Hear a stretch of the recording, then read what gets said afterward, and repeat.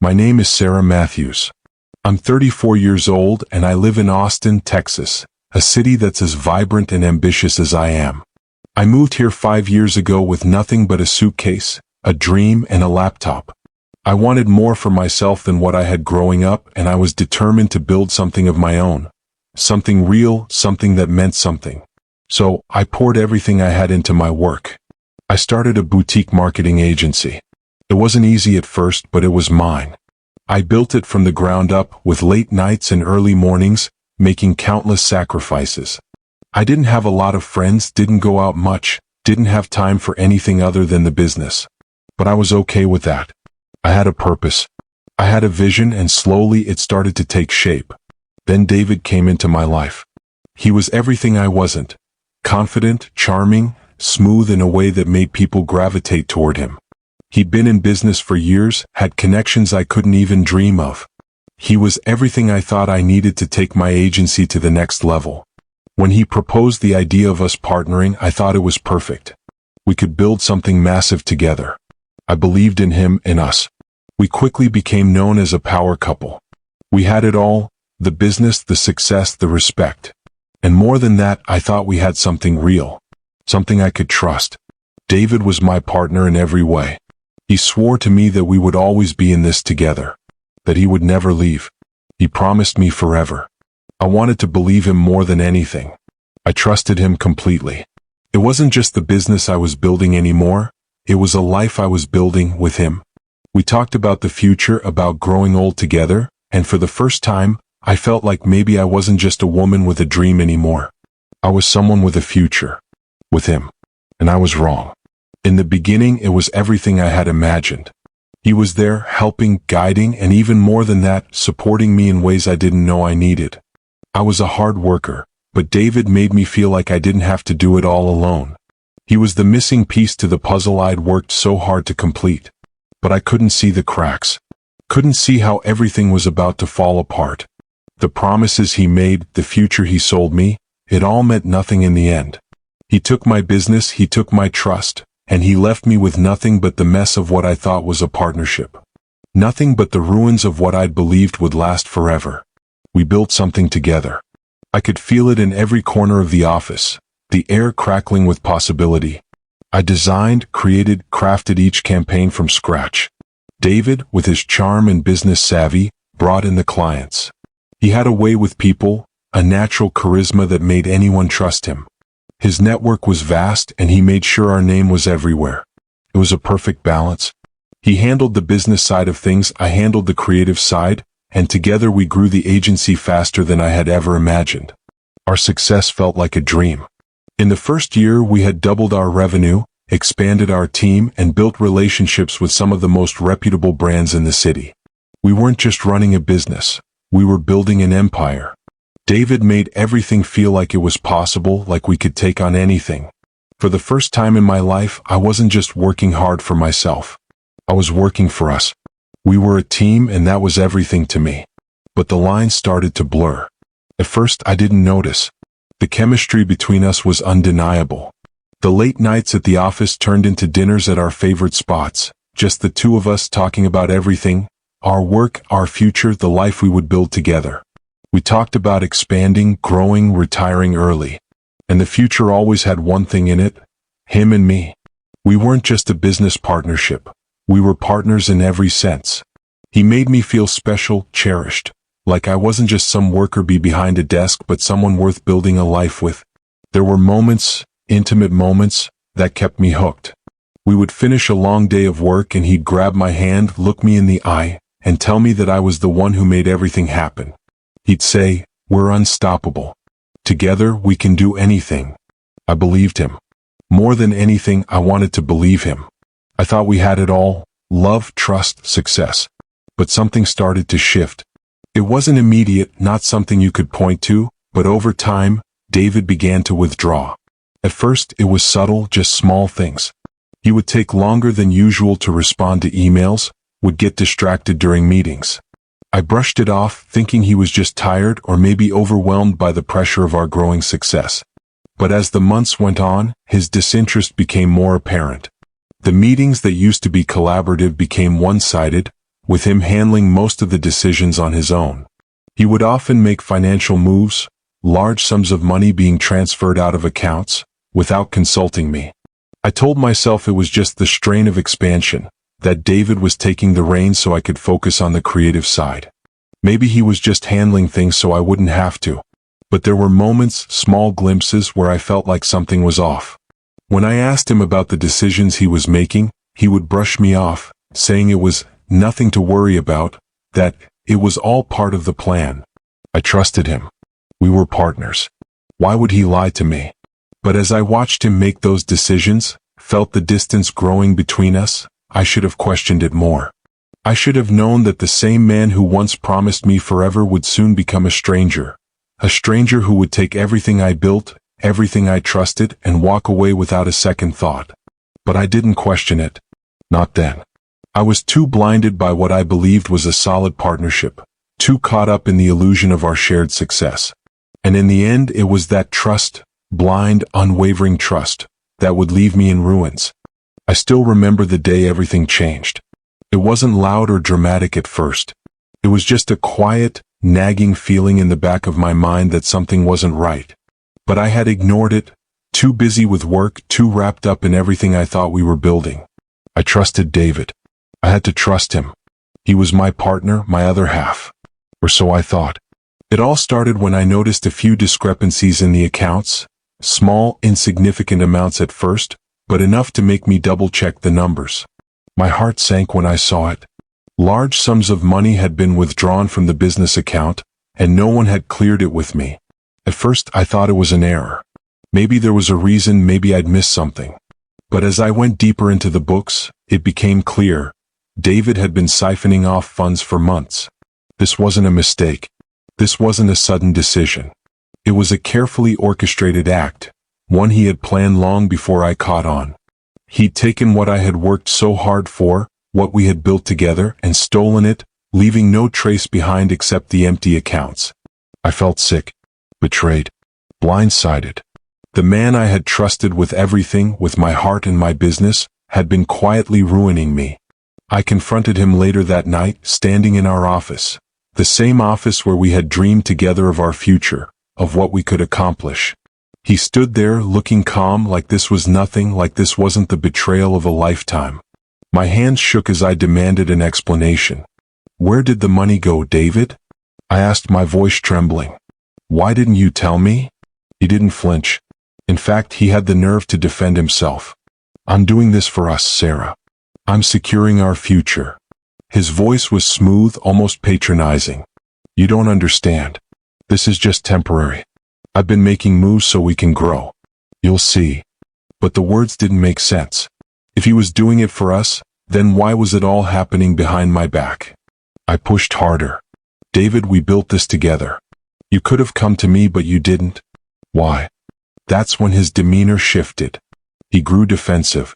His eyes narrowed, and for the first time I saw something cold in them. He snapped, You don't understand the pressure I'm under. This business was always a risk. I'm doing what's best for us. You're not handling it. You can't even see how much this is weighing on me.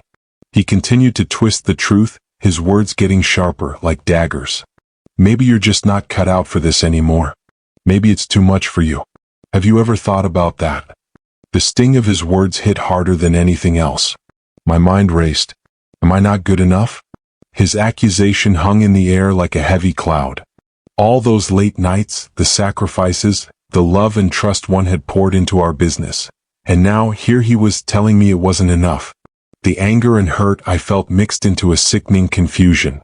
I had given everything to this partnership, to us. How could he turn on me like this? How could he betray me so easily without even a shred of remorse? But the worst part? The moment I realized what he'd been doing all along. David wasn't just taking money from the business. He wasn't just making reckless decisions.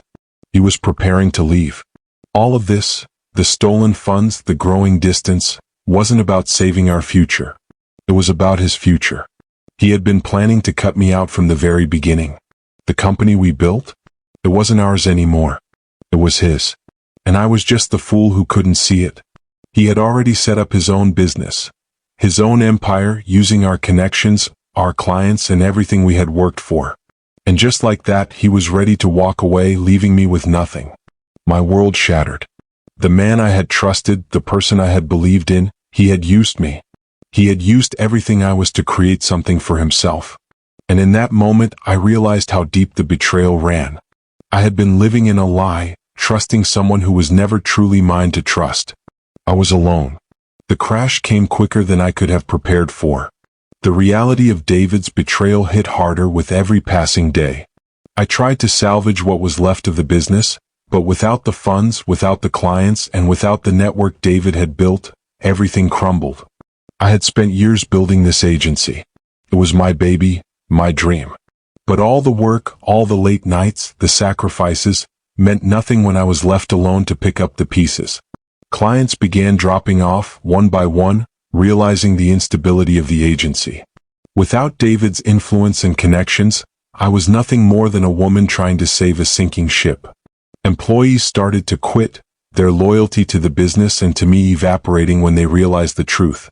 Some were sympathetic, but many were angry, feeling betrayed themselves by the very people who had promised them security. I couldn't blame them. I couldn't blame anyone really. But the guilt weighed me down like a chain around my neck. And then it hit. The financial instability, the failing agency, the shattered trust. It all came crashing down. I lost everything. My dream. My business. My faith in myself. The things I had worked so hard for, believed in with all my heart, were gone. And the worst part? I couldn't even call it my fault. I had done everything right. I had given everything I had, and it still wasn't enough. The weight of it crushed me. I spent days staring at the walls of the office, the place where everything had once felt possible, now empty, silent. The office felt like a tomb, and I was the ghost wandering through it. My mind kept replaying everything. The warnings I ignored, the way David manipulated me into thinking everything was fine. There were moments I could see it all so clearly now.